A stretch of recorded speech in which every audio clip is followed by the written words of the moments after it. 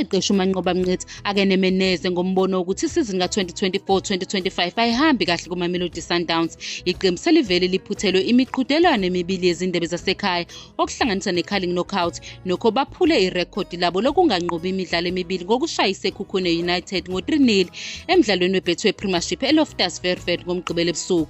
Umngqithi uyaxakeka ukugxekwa iqembu elibhekene nakho kule sizini, ukholwa ukuthi kusekuningi okusamele kulwelwe okuhlanganisa isicoco se-league, i-Nedbank Cup ne-CAF Champions League.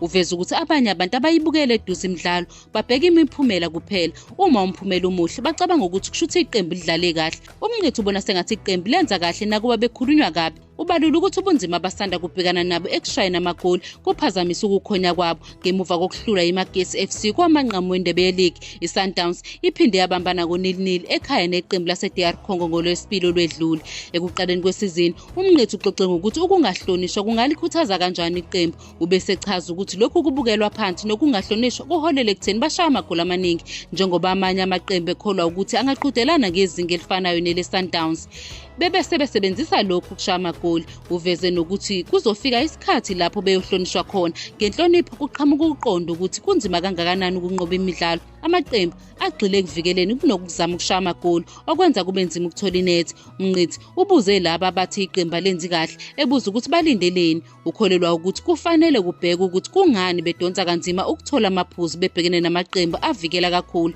Emidlalweni weMagesi, iSundowns ikhahlele ka-20 kodwa yahluleka ukushaya igoli. Bebhekene neqembu lase-DR Congo bathola amashoti angu-17 futhi abakwazanga ukuthola inethi.